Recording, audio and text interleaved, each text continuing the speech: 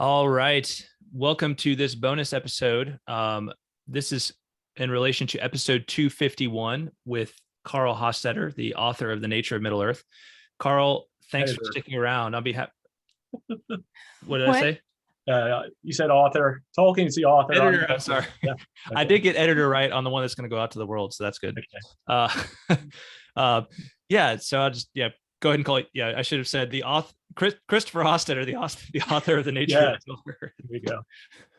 Sounds perfect. Yes. So welcome back, Yes. patrons, and thanks for being our patrons. So this is something we're going to start doing on a regular basis, is trying to provide bonus content. And we thought it would be a great way to start with having Carl here to discuss some topics we didn't get to in the episode. So first of all, remember, go buy The Nature of Middle-earth, pre-order it if you haven't already. Carl, I thought, there's just so many things I'd love to discuss with you. But there's some, it's a really exciting time in Tolkien fandom right now. And you have been a Tolkien mega fan for a long time. You have been at this since 1978. And you have been playing a really important role in developing the world of Tolkien Studies really ever since then, and this is kind of maybe the culmination of it all in a way, right? Oh yeah. Yeah. So, I want to ask you about some of these different things that are going on in the world of Tolkien fandom right now. And just, I'm just interested in your thoughts on some of these different developments. I guess maybe we can start by just asking, like, I'm just curious to know, like, as a longtime Tolkien fan, what is your opinion of the Peter Jackson films that, of course, have brought so many people to Tolkien fandom? So I'm definitely not a fan. And usually when I say that, very quickly I'll get a reply that says, well, movies and books are different. And I say, well, yes, I realize that, but that's not the problem. And I explained it most succinctly by saying that I'm not at all bothered by what the movies left out from the book.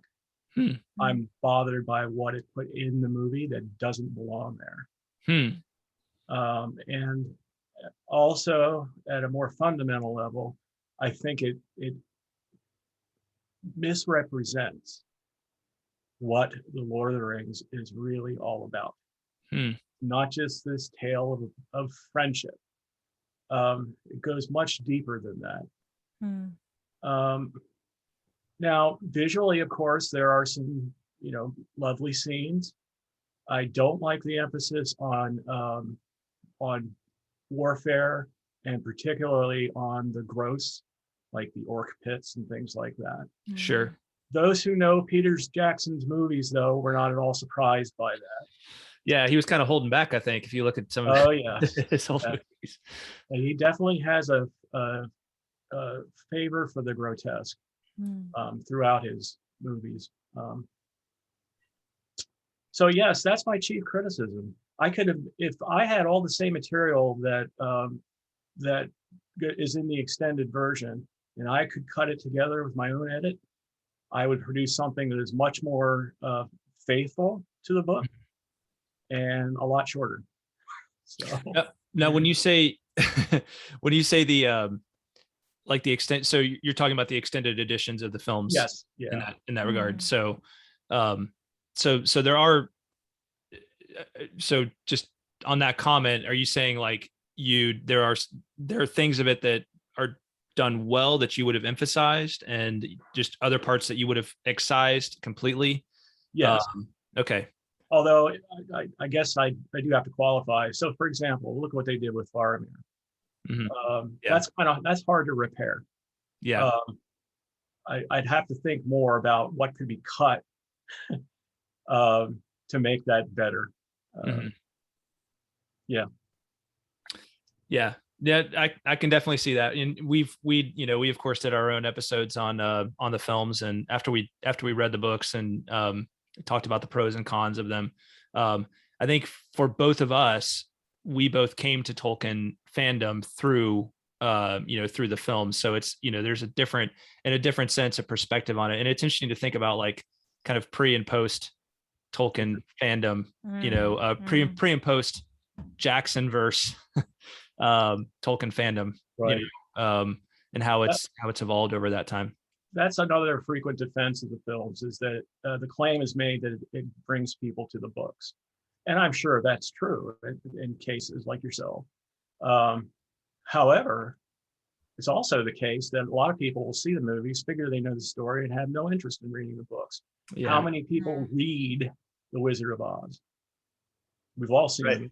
That's true. Oh, I've read it with the boys, actually. Well, Which that's good. another fantastic. You're a homeschooling mom. I'm a homeschooling mom, but I remember I was shocked at how different the book was, or the book is, from the movie. Yeah. Yep. Very different. Very, Very different. There's a ton of books like that, actually. There are actually quite a few, but I remember way different. Yeah. I don't know. I just assumed it'd be one and the same when it came to Wizard of Oz. I don't know why, but it was. But for those instances where it does in fact bring people to the book, great. Yeah. Happy to hear it. Yeah. Yes. Well, and once you do get to the book, if you do take that next step and you go ahead and read the book, it's hard. For myself, I still appreciate the films, but they don't hold a candle to the book and what the book represents and just completely takes you into on every level. So very rarely is that the case, though. I think with movies, I mean, almost always the book is just so much better. No, that's what I'm saying. Is the books are so much better. Right. I know, but I'm saying that's the case with lots of movie adaptations of books. Is the book is better than the movie. Yeah. And if the movie's better than the book, it probably wasn't a very good book to start with. This is true. This is true. It just seems well. Or the book was derived from the movie. It seems to me like whatever the initial creative passion and impulse was, be it book or movie, the opposite just never matches it. So I think that's the key. It's wherever the vision began, right? That's a very wherever good the point. vision of the thing began. An interesting case point, though. I don't know if you have an opinion on this, Carl. Princess Bride. Haven't read the book. You haven't read the book? I have not read the book. I know. I need to do that someday. The book does precede the film, but the film is just such a classic. Oh yes, and it's not completely different from the book, but it is very different from the book. I don't think if I recall, it's been a long time since I read it, but the frame narrative of the grandfather and the son does not exist in the book, if I recall correctly. And it's just I don't know. It's a lot. It's a lot. I feel like the book was a lot less sweet. It's a lot more like just kind of sarcastic and mean. But anyway, it's been a long time. I just remember preferring the movie much to the book in that case. Yeah, I'm sure there are some cases like that. Yeah.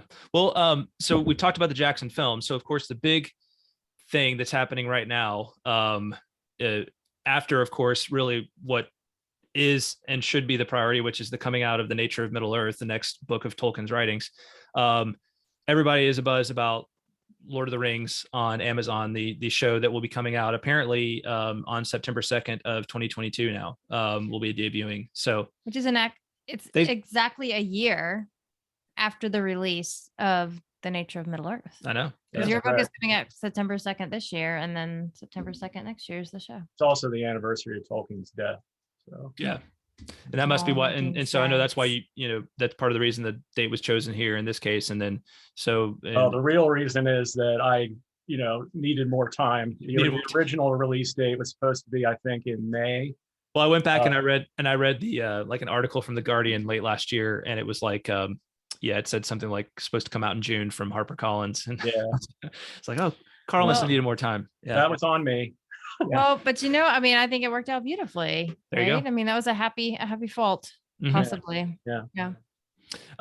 Well, so there's not a whole lot to go on when it comes to Lord of the Rings on Amazon right now.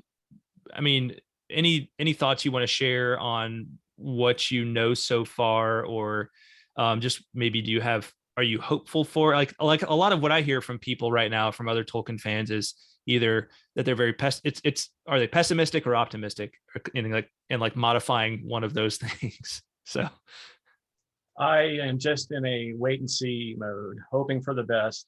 Yeah. So Yeah, I really don't have much to say about it. I guess you've seen the picture that was released, I think, what, today? Was it earlier today? Yesterday. Yesterday. Yeah. And, that's clearly Valinor. Mhm. Trees are off in the distance. Yes. So that's pretty interesting. That's clearly not in the Second Age. Yeah. Right. Now, it is true that the two trees and Valinor are mentioned in the appendices to the Lord of the Rings. So they certainly have, from what I understand, the rights to that. And that may be all that there is to it. I do not know. Yeah. We will just have to wait and see. Well, there was a prominent fan site that reported that gave a spy report recently that said that they'd obtained that Amazon had retained the rights to certain parts of the Silmarillion that it needed to tell the story it was going to tell. Not the entirety of it, but which you'd think they at least have to have a Calabaith if they're going to be telling the story of the Second Age and likely of the Rings of Power in the Third Age as well, if they're going to do it any justice. And apparently of some of the writings of Unfinished Tales as well. So yeah, I think that's where most of us are right at this point, is like, we'll wait and see. They're putting an awful lot of money into this thing. So,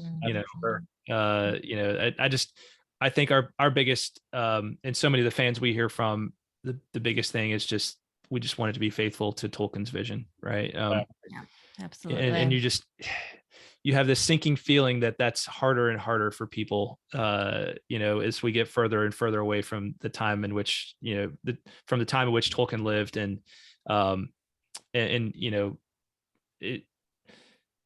when you put that much money into a thing, does it flip to the other side of just, we have to make sure there's enough action and all the other things that make for great blockbusters, to ensure that this is all the success, that we get the ROI on this thing, that we, that we get the return on investment on this thing that we need. So, yeah, well, they're certainly not doing it to lose money. Yeah, that's for sure. But, hopefully they understand that you don't want to alienate the existing fan base. I'm sure they do. Yeah. It's very basic. Absolutely. Well, so you have been involved in Tolkien scholarship for a long time, and so what can you say, just about the importance of Tolkien scholarship? One of the things you said in our interview, in our Free for All interview, you remarked how when you kind of first started getting into this linguistic work, I think you said that you were surprised that there was more work to do, that there was more like kind of discovery to be made. And here you are, I mean, several decades later now, and you're still at it. So, what can you say about the importance of Tolkien scholarship, and, what other maybe Tolkien scholars do you look at and say these people are doing really great work? Oh, yeah. I mean, obviously, Tom Shippey, Verlin Flieger, Wayne Hammond and Christina Scull, the late Richard West did a lot of great work. John Garth. I don't want to try to be exhaustive because I'm afraid I'll just inadvertently leave somebody out. I don't want to slight anyone.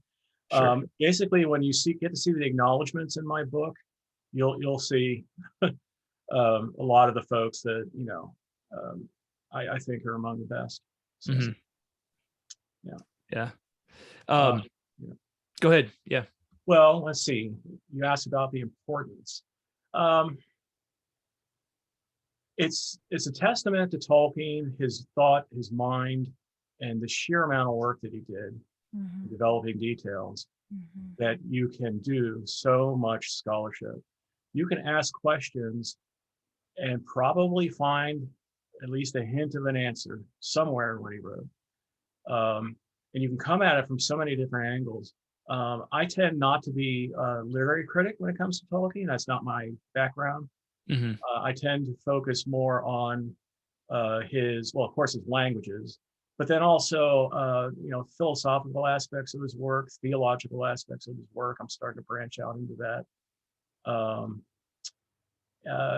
And it seems like it'll never run out of something to say, something new to say, or some new discovery.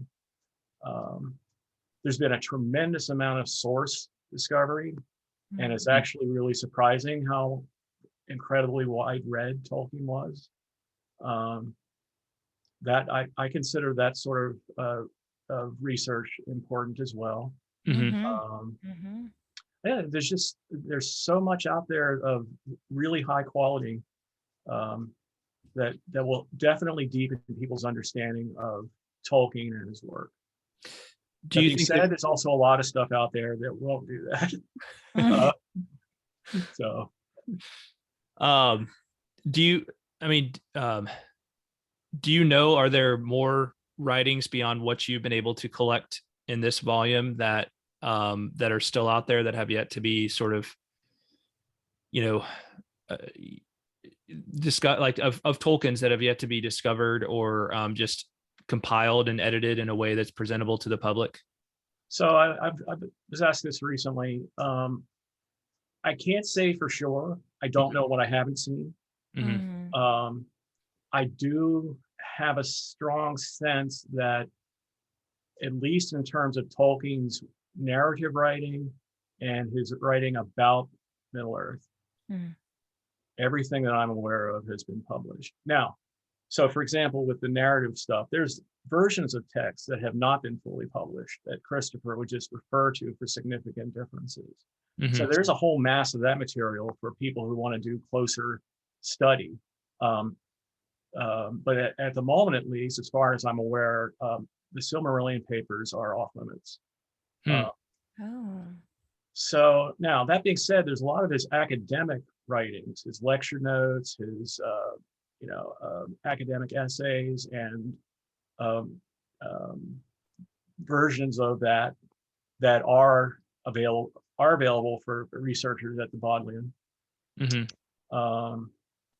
And I expect we'll be seeing some of that coming out, but it won't be Middle-earth writings.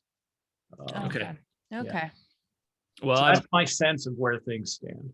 Yeah. Oh, and of course, there's a lot of letters out there that have not been published. I would love more letters. I Yeah. I get the sense that the volume we have holds back on a lot. So maybe, I don't know, maybe for good purpose, but it would be great to get another volume of his. I do love his letters so much. Oh, I do too. And there are, of course, there's the Tolkien family papers that are strictly off limits to, as far as I know, everyone. Yeah. I have never seen them. And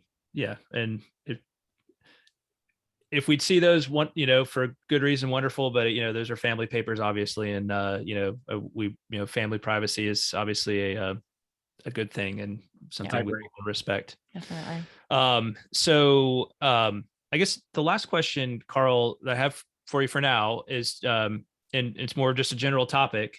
We had the opportunity to sit down with you a couple of weeks ago and have dinner, and it was a really great time.